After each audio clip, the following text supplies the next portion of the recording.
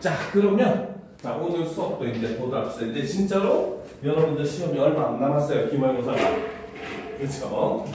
특히나 이제 항상 얘기하는 거지만 시범 경점 같은 경우는 사실 이제 약간은 고3 수준까지의 공부가 필요하기는 해요. 알겠죠? 시동 같은 경우도 솔직히 선생님이 작년 시험도 그렇고 올해 시험도 그렇고 분석을 해보면은 그렇게 쉽게 나오는 학교는 아닙니다. 알겠죠? 그래서 이 동탄지역 학교들을 어떻게 보면 시험 난이도별로 해가지고 배열을 해보면은 뭐 가장 어려운 곳이 솔직히 병정고기는 해요. 그렇죠? 병정고가 제일 어렵게 나오고 그 다음에 동탄중앙고, 알겠죠? 중앙고가 어렵게 나오고 그 다음에 이제 한백하고 이제 치동 요 정도가 좀 비슷비슷한 계열로 나오기는 합니다. 근데 한백보다는 치동이 조금 더 쉽다고 느껴지는 이유는 뭐냐면 한백은 외부 지문이 정말 많이 들어가요. 그러니까 지문 때문에 한백은 난이도가 조금 올라가는 반면에 그러니까 프린트로 수업을 굉장히 많이 하거든요. 한백 같은 경우는 고1도 그렇고 고2도 교과서를 잘 안 써요, 선생님들이. 그래서 지문적으로 난이도가 조금 올라가는 부분이 있기는 하고 치동 같은 경우는 교과서에 충실하되 난이도가 그렇게 쉽지는 않습니다. 알겠죠? 그리고 그 다음으로 따지는 게 한 창의 정도.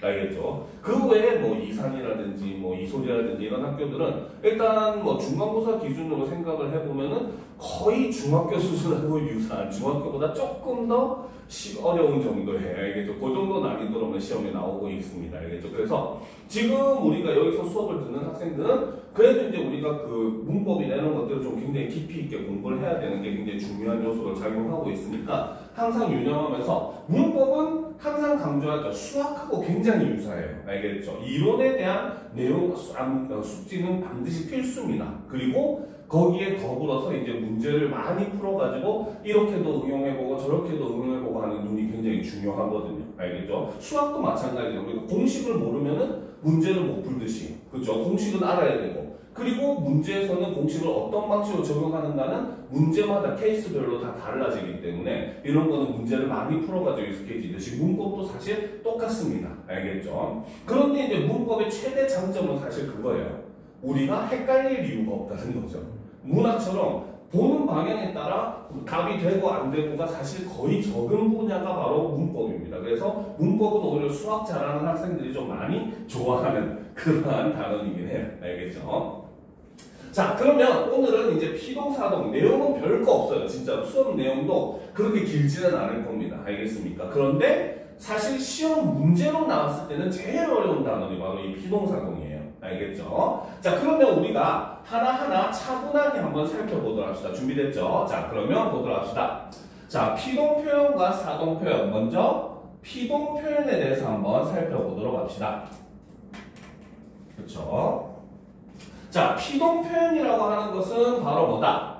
자, 주체가 다른 대상에 의해서 어떤 행위를 당하는 표현을 우리는 피동 표현이라고 얘기를 합니다. 알겠죠? 문장의 주체에 해당하는 성분이 뭡니까?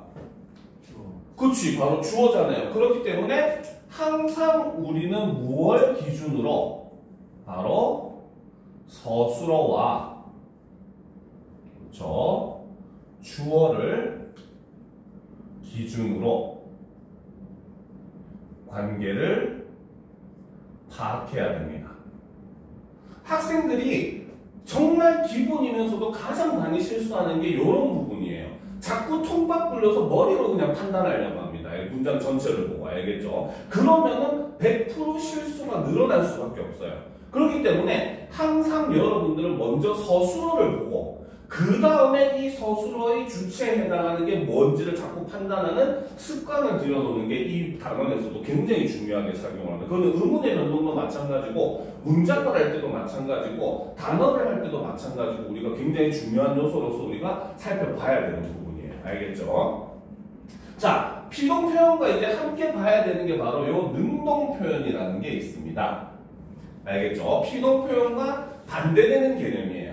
알겠습니까? 자, 그러면 우리가 한번 생각해 봅시다. 아까 얘기했듯이 피동은 주체는 가만히 있는데, 그죠? 다른 대상에 의해서 어떤 행동을 당하는 표현이 피동이라고 했어. 그치? 그러면 능동은 뭡니까? 지가 직접 하는. 그치? 주체가 스스로 행동을 대상에게 하는 걸 우리는 능동 표현이라고 볼 수 있는 거예요. 알겠죠? 그래서 능동은 주체가 스스로 자신의 의지와 힘을 가지고 행위를 하는 표현. 핵심은 주체가 행위를 하는 것이다 라고 생각을 하시면 됩니다. 알겠죠? 이것과 반대되는 게 바로 피동. 그렇죠? 바로 주체가 자신의 의지와 힘과는 무관하게 어떤 행위를 당하는 표현을 우리는 피동 표현이라고 이야기합니다. 알겠습니까? 자, 일단 개념적으로는 이런 점들을 우리가 살펴볼 필요가 있겠죠. 자, 그 다음 이제 보도록 합시다. 그러면 이제 사실 중요한 거는 쌤님이 항상 이제 이런 문법을 할 때 제일 강조하는 게 이런 걸 만드는 방법을 강조를 해요. 그 말은 이거를 거꾸로 이용하면 실제 문장에서 이러한 요소들을 이용해 피동문을 만들고 있다는 게 보이기 때문에. 알겠습니까? 실제 문장에서는 만들어라는 문장은 중학교에나 나오고 고등학교에는 이렇게 나오진 않죠. 하지만 이런 요소를 사용해서 피동문이 되었다, 이런 걸 파악하는 걸 알기 위해서 이런 내용은 정말 중요하게 봐야 됩니다. 알겠죠? 자, 능동문을 피동문으로 만들 때 첫 번째 바로 뭐다? 능동문의 목적어를 피동문의 주어로 사용합니다. 알겠습니까? 능동문에서 목적어였던 거. 자, 예문을 보면은 경찰이 도둑을 잡았다 해서 목적어에 해당하는 도둑을이, 그치? 피동문에서는 뭐가 된다? 주어가 된다는 거야. 알겠습니까? 이해가 되죠? 자, 그런데 이제 여기서 바로 뭐다? 피동문을 만들 때 한 가지 함정이 발생을 합니다. 알겠습니까? 즉, 이 말은 거꾸로 하면은 목적어를 가지지 않는 능동문은 피동문이 될 수 있다, 없다? 없다가 되는 겁니다. 무슨 말인지 알겠죠? 왜? 주어에 해당하는 성분이 존재하지 않기 때문이라는 거죠. 알겠죠? 그래서 옆에다 하나 적어둡시다. 자, 이 경우를 중심으로 조심해야 될 게 바로 뭐다? 목적어를 가지지 않는 저 능동문은 피동문이 될 수 없습니다. 알겠습니까? 자, 그 다음 이제 두 번째를 보게 되면 능동문의 주어는 뭘로 바꾼다? 피동문의 부사어 누구누구에게로 바꾼다는 겁니다. 알겠죠? 그래서 능동문의 주어였던 경찰이가 뭡니까? 피동문에서는 경찰에게라고 하는 부사어로 변화를 하게 된다는 거죠. 알겠죠? 자, 그러니까 여기서 우리가 유념을 할 거는 바로 뭐다? 그렇죠? 자, 능동문의 경우는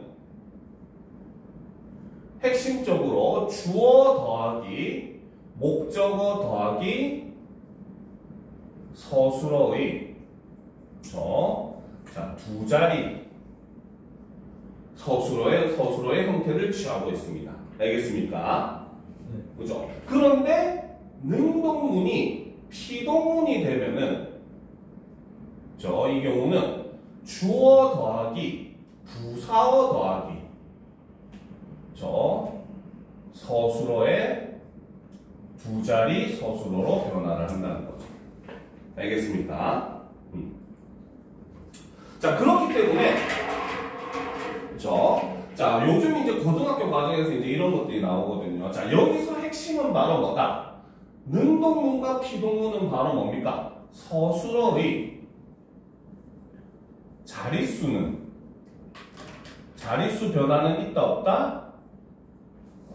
그치, 자릿수 변화는 둘 다 두 자리로 똑같아요. 알겠습니까? 그런데 바로 뭐다? 요구하는 필수 성분이, 그쵸? 성분의 변화는 존재를 하더라는 겁니다. 무슨 말인지 알겠죠? 자, 그래서 문장의 구조 자체가 이제 변화를 한다라는 것도 우리가 잘 알아둬야 돼요. 알겠습니까? 자, 그리고 이제 마지막 세 번째 단계가 바로 뭐다? 서술어를 피동사나 혹은 피동형으로 바꾸어주면 됩니다. 그래서 잡았다 같은 경우는 이렇게 잡혔다와 같은 형태로 변화를 시켜주는 겁니다. 알겠습니까? 자, 그러면 이제 여기서 시험 문제 제일 많이 나오는 건 사실 그 다음 부분이긴 해요. 바로 서술어를 피동형으로 만드는 방법은 크게 우리가 두 가지로 볼 수가 있습니다. 알겠습니까? 자, 첫 번째는 바로 파생적 피동이라고 하는 게 존재를 해요. 알겠죠? 자, 말 그대로 어떤 방식으로? 어떤 방식? 그치, 파생의 방식, 파생어를 사용을 한다는 겁니다. 알겠죠? 그래서 설명도 보면 바로 뭐다? 파생접사. 그 중에서도 접미사를 활용을 해서 비동사로 만든다는 거죠. 그쵸? 그래서 이때 사용되는 파생접미사는 이희, 미기. 이렇게 네 가지를 사용합니다. 알겠습니까? 자, 그런데 여기서 여러분들 그 뭡니까? 포스트잇 같은 거 있어요? 있습니다. 있어요. 그거 거기다 쓰면 모자라지. 없습니다. 자, 좀 줄 테니까 오늘 그렇게 많이 필요는 없으니까 조금만. 자, 여기서 이제 우리가 하나 필기를 할 게 바로 뭐냐면, 자, 접사를 나누는 기준, 그 접사의 종류에 대해서는 좀 알 필요가 있어요. 알겠습니까? 자, 접사의 분류를 보게 되면, 그쵸? 자, 접사를 나누는 기준이 두 가지가 있어요. 알겠죠? 자, 첫 번째는 접사의 위치에 따라서 나눌 수가 있는데, 위치에 따라서 나누면 어근의 앞에 붙는 접사와 어근의 뒤에 붙는 접사로 나눌 수가 있거든요. 그래서 앞에 붙는 접사를 바로 우리는 접두사라고 하죠. 머리 두자예요. 그렇죠. 머리 두자입니다. 알겠죠? 그래서 접두사는 바로 뭐다? 어근의 앞에 붙는 접사입니다. 알겠죠? 자, 그런데 이 접두사 같은 경우는 특징이 바로 뭐냐? 거의 대부분이 특별한 의미를 더해주는 접사로 이루어져 있어요. 접두사는 거의 99% 의미를 더해주는 접사입니다.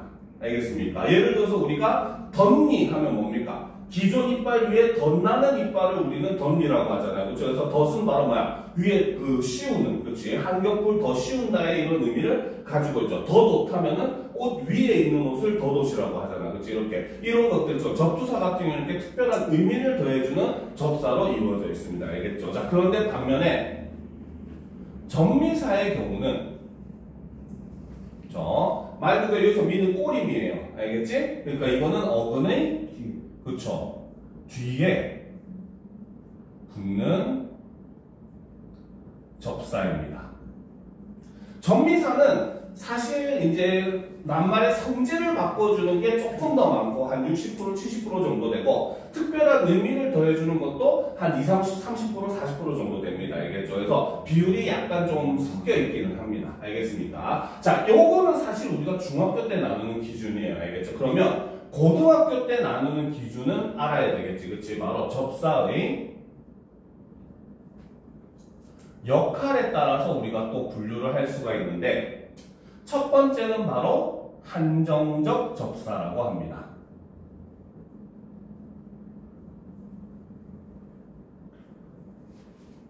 알겠습니까? 자, 한정은 무슨 뜻입니까?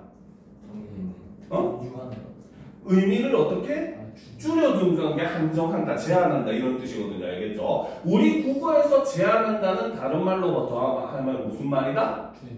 수식한다랑 같은 말입니다. 알겠습니까? 예를 들어서 선생님이 여러분한테 얘기해. 얘들아 정원에 있는 꽃을 봐 이러면은 여러분들은 빨간 꽃, 노란 꽃, 파란 꽃, 보라 꽃, 흰 꽃 다 봐도 돼요. 그렇죠? 그런데 선생님이 여러분한테 얘들아 정원에 있는 빨간 꽃을 봐 라고 해서 빨간이라는 말이 꽃을 수식하게 만들어주면 어떻게? 여러분들은 수많은 꽃 중에 볼 수 있는 것은 빨간색 꽃만 봐야 되잖아요. 그렇죠? 그러니까 볼 수 있는 꽃의 범위가 어떻게 돼? 줄어들죠. 그러니까 그렇지.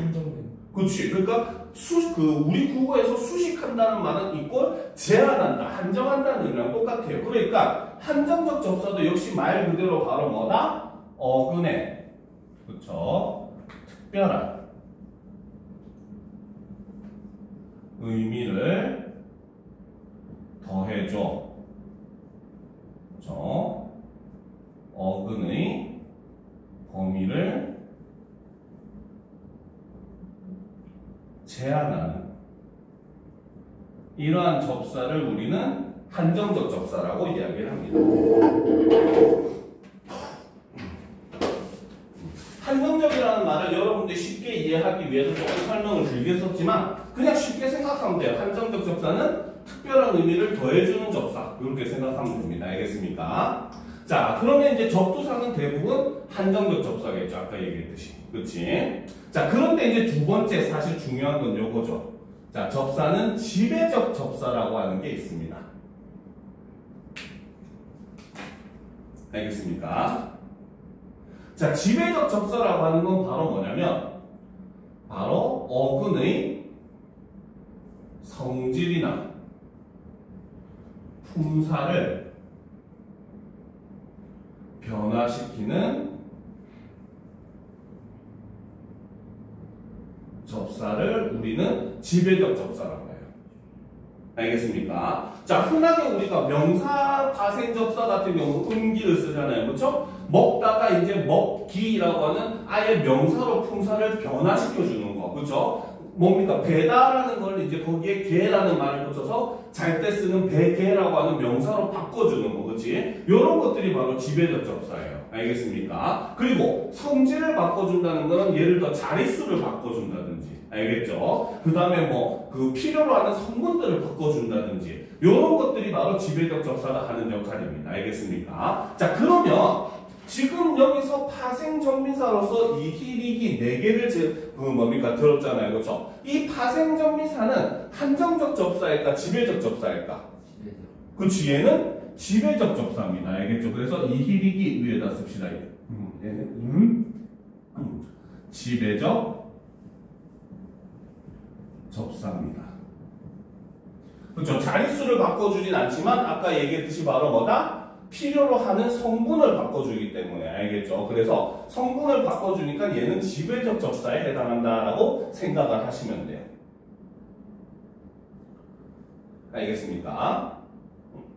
자, 그래서 이희리기를 사용해서 예문을 보게 되면 묵다가 이제 바로 뭡니까? 그 피동이 되면 묵기다. 그렇죠? 그 다음에 먹다는 먹히다. 그쵸? 물다는 물리다. 개한테 물리다. 이렇게 되잖아. 그치? 개에게 물리다. 안다. 포옹하는 건 안다는 안기다. 이렇게 된다는 거 알겠지? 그래서 이렇게 피동이 될 때 이희리기라고 하는 접사를 사용하고 이때 파생접사는 지배적 접사의 성격을 가진다라는 거 여러분들이 알아둘 필요가 있습니다. 알겠습니까? 이해가 되죠? 자, 그 다음에 이제 두 번째. 피동형을 만드는 두 번째 방법은 바로 통사적 피동도 있습니다. 알겠죠? 자, 통사적 피동이라고 하는 것은 좀 더 올려놓고 봅시다. 그렇죠? 자, 우리가 파생적 피동은 파생 접사를 사용했다면 통사적이라고 하는 말은 우리가 일종의 문장 구조라고 생각을 하시면 되거든요. 알겠죠? 그래서 통사적 피동을 하게 되면은 합성동사, 그렇죠? 즉 다른 말과 합성어를 사용하든지, 그치? 혹은 보조용언, 요거를 활용해서 피동사로 만들어주는 방식입니다. 알겠죠? 그래서 현대국어에서 보면은 아어지다 이런 거 같은 경우는 바로 뭐다? 합성동사의 형태를 취하게 되는 거죠. 알겠습니까? 그 다음 뭐뭐게 되다, 요거 같은 경우는 바로 뭐다? 되다라는 보조용어는 사용을 해서 피동형을 만들어주는 방식이라는 거죠. 알겠습니까? 알겠죠? 그래서 쓰다 같은 경우는 써지다, 드러나다 같은 경우는 드러나게 되다. 알겠습니까? 자, 여기서 보면은 우리가 한 가지 또 유념을 할 게 바로 뭐냐면, 자, 드러나다라고 하는 낱말, 그렇죠? 이 낱말은 드러나게 되다라고 피동형으로 만들 수 있습니다. 그렇죠? 그런데 얘는 파생적 피동을 만들 수가 있을까요? 없을까요? 드러나다, 드러나이다, 드러나히다, 드러나리다, 드러나기다. 안 되잖아, 그치? 그렇죠, 그렇죠. 그렇기 때문에 바로 파생 접사가 붙을 수 있는 것도 제한이 있습니다. 알겠죠? 근데 이거는 어렵게 생각할 필요가 없어요. 왜? 우리가 실제로 이렇게 안 되는 것들은 일상에서 아예 사용을 하지 않아요. 그러면 여러분이 파생 접사를 붙여봐서 말이 되면은 얘는 사용을 하는 거고, 말이 안 되면은 사용을 하지 않는다는 뜻이라고 생각하시면 됩니다. 통사적 피동도 역시 마찬가지예요. 알겠죠? 통사적으로도 바꿨을 때 우리가 먹다는 먹히다 이렇게 하는 거랑 먹게 되다 하는 거랑 의미가 좀 다르게 느껴지잖아. 그렇지? 그 말은 먹다 같은 경우는 파생적 피동만 가능하다라고 생각을 하면 된다는 거죠. 무슨 말인지 알겠습니까? 그래서 실제로 시험을 보면서 머릿속으로 한번 되뇌어 보면은 얘가 이 제한이 걸리는 것들은 생각보다 쉽게 판단할 수가 있습니다. 알겠죠? 한번 해보면 돼요. 이거는 직접.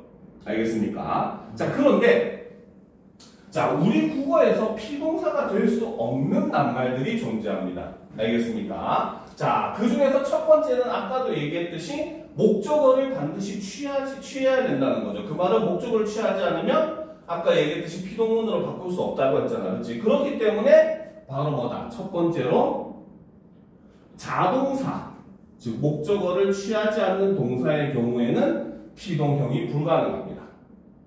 알겠습니까? 이해가 되죠? 그렇죠? 자, 그 다음 보면은 두 번째는 우리말 중에는 의미 자체가 피동의 의미를 가지는 동사들이 있습니다. 알겠습니까? 자, 예를 들어서 보도록 합시다. 자, 어떤 사람이 갑자기 뭡니까? 친구를 빡 하고 지우를 때렸어. 그렇지? 그러면 지우 입장에서는 뭐라고 얘기를 해야 돼? 맞는 걸 당한 거예요. 아니지, 맞았다고 표현을 하죠. 알겠습니까? 맞았다는 행위가 뭡니까? 맞았다는 거는. 아, 이미. 그렇지. 나는 가만히 있는데 누군가 와서 때리는 행위를 했고 나는 그 때리는 행위를 당한 거잖아요. 그렇죠? 그럴 때는 맞는다라는 표현 자체는 이미 바로 뭐다? 그 속에 피동의 의미가 들어있는 겁니다. 알겠습니까? 그러니까 피동의 의미를 원래부터 가지고 있는 낱말들은 굳이 피동형을 쓸 필요가 없다는 거죠. 그렇죠? 그렇기 때문에 얘네들은 피동사로 변화시킬 수가 없다는 겁니다. 무슨 말인지 알겠습니까? 네. 이해가 되죠? 그래서 이런 것들은 이제 우리가 피동사가 될 수 없는 경우다라고 생각을 하시면 돼요. 알겠죠? 자, 그 다음 이제 위로 올라가 봅시다. 자, 잘못된 피동 표현이라고 있습니다. 알겠습니까? 자, 피동 표현을 잘못 사용하는 경우들이 꽤 많아요. 알겠죠? 자, 그래서 우리가 일상생활에서 사용하는 피동 표현 중에는 잘못된 것들이 많다는 거죠. 그렇죠? 자, 여기서 보면 드디어 산이 내게 보여졌다. 그렇죠? 이런 말들 가끔씩 쓰잖아요. 그렇죠? 이런 보여지다라는 말, 보여지다라는 말 굉장히 자주 씁니다. 생각보다. 그렇죠? 근데 이거는 잘못된 피동 표현입니다. 알겠습니까? 자, 이거를 분석을 한번 해봅시다. 알겠죠? 자, 보여지다. 병점 같은 경우는 의문의 변동도 나오니까 이런 거 나올 확률도 꽤 높겠죠. 그렇죠? 자, 얘를 우리가 분석을 해보면은, 그렇죠? 자, 보다라고 하는 어근행, 그치? 그 다음에 여기에 이라고 하는 피동 접사가 여기에 붙습니다. 여기서 이 이가 바로 피동의 의미를 나타내는 피동 접사예요. 아, 네. 알겠습니까? 그 다음 여기에 플러스 어가 붙는데 이 어는 바로 연결어미죠. 자, 물론 여러분들이 지금 단어의 합성을 하는 게 아니기 때문에 알겠지? 이런 내용까지는 아마 필요 없을 거긴 합니다. 알겠죠? 그래도 이제 그냥 간단하게 알려주면은 그 동사와 그 용언과 용언이 합성을 할 때는 알겠습니까? 반드시 그 사이에 통사적 합성어에 따르면은 반드시 그 사이에 연결 어미가 들어가야 돼요. 그래서 우리가 돌다와 가다가 합쳐지면 뭐라고 합니까? 돌아가. 그렇지, 돌아가다. 돌다와 가다 합쳐질 중간에 아라고 하는 어미가 연결 어미가 들어가잖아요. 그렇죠? 이런 것들이 바로 통사적 합성어가 돼요. 근데 비통사적은 물론 생략을 하기도 합니다. 뭐 덮밥 같은 것들. 그렇죠? 이거는 원래는 덮은 밥이라고 해야 되는데 덮밥이라고 해서 어미를 생략하는 경우들이 있기는 하거든요. 근데 일반적으로 이렇게 낱말이 합성이 될 때는 연결 어미가 들어가 줘야 돼요. 알겠죠? 자, 그 다음 여기에 더해진 게 바로 지다 라고 하는, 자, 이것도 역시 피동의 의미를 지닌 용언이죠. 보조용언이라고 보시면 됩니다. 알겠습니까? 그리고 여기에 다라고 하는 바로 종결어미가 붙게 되죠. 그렇죠? 자, 그러면 이 보여지다는 피동의 의미가 벌써 몇 번 쓰였어? 2번 쓰였잖아, 그치? 피동은 우리가 나는 360도 변할 거야 하면은 말이 돼야 돼. 왜? 360도 변하면 어떻게 되기 때문에? 제곱이잖아, 그치? 그러니까 피동에 피동을 더한다? 자체가 이미 말이 성립하지 않는다는 겁니다. 알겠죠? 그래서 이렇게 피동이 2번 쓰이는 걸 우리는 이중피동이라고 얘기를 하고, 이 이중피동은 바로 뭐다? 문법적으로는, 그렇죠? 으로는 불가능한 그러한 표현이에요. 물론 현실에서는 좀 의미를 강조하기 위해서 이중피동을 쓰기는 합니다. 알겠습니까? 그런데 실제 문법적으로 봤을 때는 얘는 불가능하다라는 거 여러분들이 꼭 유념을 해주셔야 됩니다. 알겠습니까? 그래서 이렇게 피동이 2번 들어가는 경우는 굉장히 조심을 해야 돼요. 알겠습니까? 그런데 또 조심할 게 하나가 더 있어요. 이중피동처럼 보이지만 이중피동이 아닌 경우가 있습니다. 이거는 바로 뭐냐면 바로 뭐다? 사동과 피동이 같이 쓰이는 경우가 있어요. 알겠습니까? 이런 것들은 이게 이중피동이 쓰인 건지 사동과 피동이 같이 쓰인 건지는 여러분들이 문맥적으로 판단하는 수밖에 없습니다. 알겠습니까? 이거는 뭐 말로 설명한다고 해서 이것도 그냥 말 그대로 이론적인 부분이기도 하고 실제로도 이렇게 쓰기도 하긴 하는데 어쨌든 결국 분석은 케이스 바이 케이스로 해줘야 되는 거라서 핵심은 이제 우리가 이 문장이 피동의 의미를 지니고 있느냐 안 지니고 있느냐 이걸 중심으로 알겠죠? 여러분들이 판단해주기는 해줘야 돼요. 알겠습니까? 그래서 사동과 피동이 같이 쓰여지는 경우는 이 경우는 이제 우리가 올바른 표현으로 인정을 합니다. 알겠습니까? 알겠죠? 자, 그래서 이런 거는 우리가 조금 조심을 해줄 필요가 있습니다. 자, 그러면 이제 다음 문단으로 넘어가도록 합시다. 자, 사동 표현 가보도록 합시다. 그렇죠? 자, 사동은 바로 뭐다? 주체가 어떻게 다른 대상에게 어떤 행위를 시키는 표현을 우리는 사동 표현이라고 얘기합니다. 알겠죠? 자, 그런데 이제 이 사동 표현에 반대되는 개념이 주동 표현이라고 하는 게 있어요. 알겠습니까? 자, 사동이 누군가에게 시키는 거야. 그럼 주동은 뭐겠어? 직접. 그치? 역시 내가 스스로 하는 걸 주동 표현이라고 볼 수 있어요. 그래서 주동은 바로 뭐다? 주체가 스스로 자신의 의지를 가지고 행위를 하는 겁니다. 알겠죠? 그러면 이제 우리가 의문이 생겨. 선생님 방금 능동도 비슷하게 설명하지 않았나요? 같은 거 같은데요? 그치? 사실 능동과 주동은 구분할 수가 없습니다. 알겠습니까? 결론적으로 먼저 얘기를 해주면 알겠죠? 다만 얘네를 구분하는 방법 이유는 뭐냐? 반대되는 개념이 서로 다르기 때문에 얘네를 구분하는 겁니다. 무슨 말인지 알겠죠? 자, 예를 들어서 한번 보도록 합시다. 자, 철수가 책을 읽는다 라는 문장이 있어요. 요것만 주어주면은 이걸 가지고 우리가 얘가 능동이냐 주동이냐 구분할 수가 없습니다. 알겠죠? 그러면 항상 이 단원에서는 두 개의 문장이 세트로 등장을 해요. 알겠죠? 자, 만약에 자, 철수가 책을 읽는다라는 문장과 함께 제시된 것이 책이 철수에게 읽힌다. 읽혀진다 하면 이중피동이 되겠죠. 알겠습니까? 읽힌다. 이렇게 표현을 하면 이 문장과 함께 제시가 되면은 얘가 바로 뭡니까? 책이 읽은 걸 당하는 거잖아요. 그렇죠? 그러면 얘가 피동이 됩니다. 그죠? 그러면 이 문장은 자연스럽게 뭐가 된다? 능동이 된다는 겁니다. 알겠죠? 그런데 반면에 이 문장이 선생님께서 철수에게 책을 읽히신다. 요 문장과 함께 제시를 하잖아요. 그렇죠? 이거는 선생님이 철수 보고 책을 읽게 만든 거잖아요. 시킨 거잖아요. 그렇죠? 그러면 얘가 사동이 되겠죠. 그렇죠? 그러면 이 문장은 자연스럽게 주동이 되는 겁니다.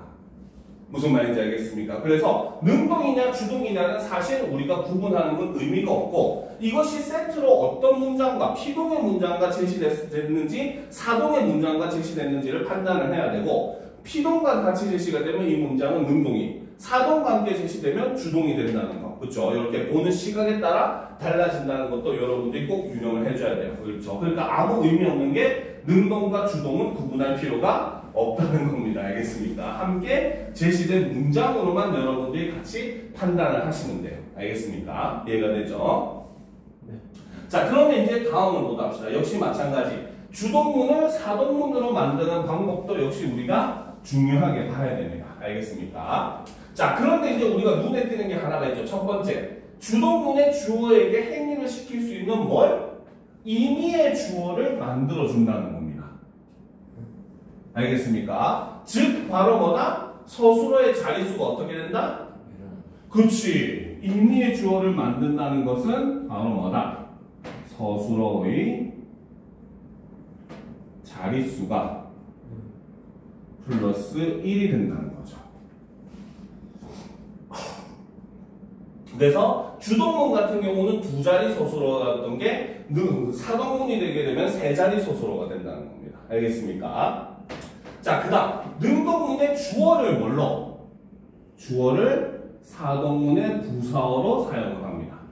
자, 예문을 보면 학생이 책을 읽는다라고 했을 때 학생한테 책을 읽게 시킬 수 있는 임의의 주어인 선생님을 집어넣었어요. 그렇죠? 그 다음에 주동문의 주어였던 학생이가 능동과 사동문에서는 부사어가 돼서 학생에게가 변한다는 거죠. 그렇죠? 그 다음 목적어는 그대로 사용을 합니다. 변화가 없어요. 알겠죠? 그리고 서술어는 당연히 사동사나 혹은 사동형으로 바꾸어서 사용을 하면 됩니다. 그래서 읽는다가 읽힌다. 그렇죠? 읽힌다인데 주어가 선생님이니까 주체 높임의 선어말음이 시를 사용했고 그 다음 현재 시제 선어말음이 니은도 사용을 하고 있죠. 그죠? 자, 그래서 이렇게 이제 사동문으로 바꿀 수가 있습니다. 알겠습니까? 자, 그럼 당연히 또 여기서 우리가 또 나와야 되는 게 사동사를 만드는 방법, 서술어를 사동형으로 만드는 방법도 다시 한번 봐야 되겠죠. 그죠? 자, 서술어를 사동형으로 만드는 방법도 역시 똑같이 두 개가 있어요. 첫 번째는 파생적 사동. 파생적 피동과 개념은 똑같습니다. 알겠습니까? 자, 그래서 파생적 사동을 하게 되면은 파생접사, 전미사를 역시 활용해서 사동사로 만드는데 이때 사용하는 거는 이희리기, 우구추 이렇게 7개입니다. 뭔가 이상하지 않아요? 뭔가 이상하지 않아요? 이길이기요? 그렇지. 이희리기는 피동에 쓰였던 거거든요. 알겠지? 그러니까 이희리기가 사용돼가지고 만들어지는 문장 같은 경우는 사동인지 피동인지를 문맥으로 파악해야 됩니다. 알겠습니까? 그냥 머리 통꽉 굴려가지고 판단하다가는 무조건 틀린다라는 거 꼭 주의를 해줘야 돼요. 알겠죠? 그래서 이희리기는 뭡니까? 피동접사도 이희리기 형태를 취하고 사동접사도 이희리기를 가지고 있습니다. 차이는 우구추는 무조건 사동밖에 되지 않아요. 알겠죠? 자, 그런데 여기서 또 하나 여러분들의 머리를 아프게 하는 게 있어요. 알겠습니까? 그건 바로 뭐냐? 사동과 피동이 똑같은 형태의 단어들이 있습니다. 알겠습니까? 자, 아까 우리가 읽다도 역시 마찬가지. 피동도 읽히다. 그렇죠? 사동도 읽히다였습니다. 알겠습니까? 두 개의 형태가 똑같아요. 보다도 마찬가지죠. 보다도 피동도 보이다고 사동도 보이답니다. 알겠습니까? 이런 문장이 있어요. 산을 넘어가니 드디어 바다가 보였다. 그럼 여기서 보이다는 사동일까 피동일까? 피동. 산을 넘어가니 바다가 보였다. 자, 보인 게 뭡니까? 주체가. 바다. 그치, 바다잖아. 바다가 본 게 아니라 보는 걸 당한 거잖아요. 그렇죠? 그러니까 이 경우는 피동이 돼요. 알겠죠? 근데 반면에 선생님께서 유명한 그림을 학생에게 보였다. 그치, 이 경우는 사동. 학생들이 보게 만든 거잖아요. 그렇죠? 그렇기 때문에 이거는 사동 표현이 되는 겁니다. 알겠죠? 그래서 이런 것들은 다 문맥적으로 여러분들이 판단을 해 주셔야 됩니다. 알겠죠? 자, 그래서 먹다 같은 경우는 사동이 되면 먹이다. 그렇죠? 읽다 같은 경우는 읽히다. 울다는 울리다. 웃다는 웃기다. 알겠죠? 서다는 세우다. 달다는 달구다. 여기서 달다는 뭐 불을 대가지고 뜨겁게 만드는 거 알겠지? 그 다음 낮다는 낮추다 알겠죠? 자 그런데 이제 여기서도 알 수 있겠지만 이 희리기 우구추도 역시 지배적 접사입니다.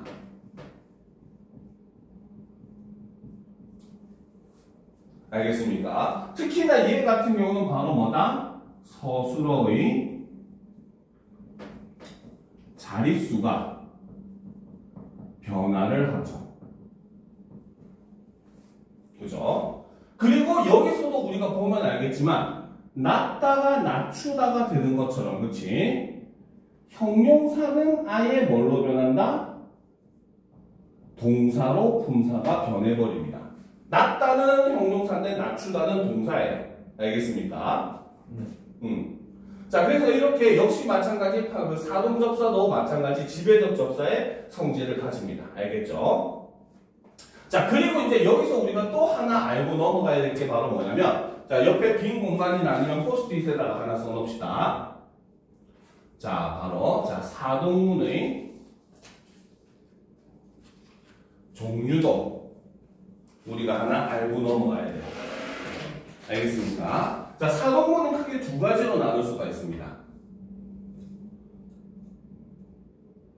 알겠습니까? 자, 첫 번째는 직접 사동이 있습니다. 알겠죠? 자, 직접 사동은 바로 뭐냐면 자, 문장의 주체 즉 주어죠. 그렇죠? 그래서 주체가 그렇지? 자, 직접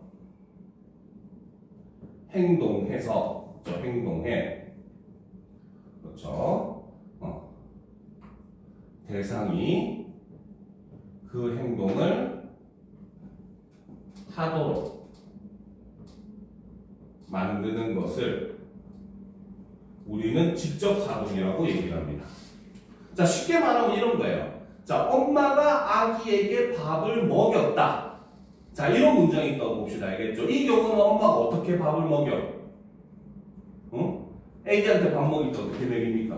커서 그치? 커가지고, 아이고, 후후 불어가지고, 자, 아, 해가지고, 한 입만 먹자 해서 직접 먹여주잖아. 그치? 그래서, 이런 것들 같은 경우는 주어가 행동해가지고 그 대상이 하도록 만드는 거기 때문에 직접 사동이라고 봐요. 알겠죠? 뭐, 대표적으로, 엄마가 아이에게 옷을 입혔다도 역시 마찬가지, 뭐, 엄마들 애기 옷 입힐 때 보면, 막 이렇게 바지 같은 거 접어가지고, 자, 오른발 집어넣고, 또 왼발 집어넣고 해가지고 입혀주고 하잖아요. 그쵸? 이런 것들은 직접 주어가 행동해가지고 그 대상이 행동을 하도록 만든 거기 때문에 직접 사동으로 봅니다. 알겠습니까? 자, 그런데 이제 이것과 반대로 간접 사동이 있어요. 네, 간접 사동이라고 하는 건 바로 뭐냐면 주체, 즉 주어죠, 그렇죠? 자, 주어가 지시를 해서, 그렇죠? 대상이 행동을 하도록 시키는 것을 간접사동이라고 합니다. 알겠죠? 즉 엄마가 아이에게 밥을 먹이는데 얘가 저기 밥 차려놔서 얼른 가서 밥 먹어 이렇게 하면 엄마가 직접 먹여주는 게 아니라 그냥 말로 행동을 하도록 만든 거잖아요. 그렇죠? 이런 게 간접사동이에요. 알겠습니까? 얘가 얼른 저기 가서 옷 입어 이런 것도 뭡니까? 아이 스스로 옷을 입으라고 지시만 한 거잖아요. 그렇죠? 이런 게 간접사동에 해당해요. 알겠죠? 자, 그런데 자, 이거에서 중요한 이유는 바로 뭐냐?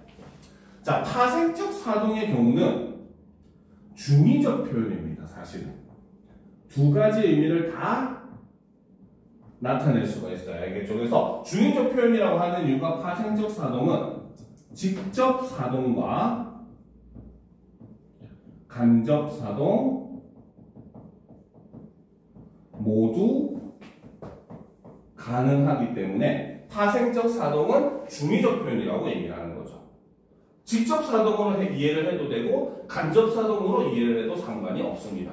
알겠습니까? 이해가 되죠? 자, 그런데 사동을 만드는 또 다른 방법, 통사적 사동도 있어요. 역시 마찬가지 똑같이 합성동사나 보조용언을 활용해서 사동사로 만듭니다. 알겠죠? 그래서 그 만드는 방식은 뭐뭐게 하다.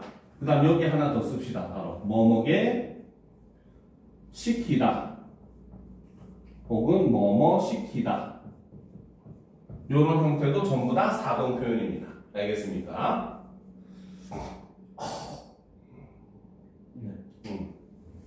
그래서 밝게 하다, 놀게 하다, 그렇죠? 놀게 시키다, 그렇죠? 그다음 공부시키다 이렇게 명사 뒤에 시키다가 붙어도 뭡니까? 사동형이 된다는 거죠. 무슨 말인지 알겠습니까? 그런데 이 통사적 사동 같은 경우에는 중의적이잖아요. 통사적 사동을 쓰면 오로지 간접 사동만 가능합니다. 알겠습니까? 그러면 뭡니까? 파생적 사동의 중의적 요소를 해결하기 위해서 통사적 사동을 사용하기도 한다는 거죠. 무슨 말인지 알겠습니까? 오케이? 그래서 이런 방식으로 우리는 또 사동형으로 만들 수가 있습니다. 알겠습니까? 이해가 됐죠? 네.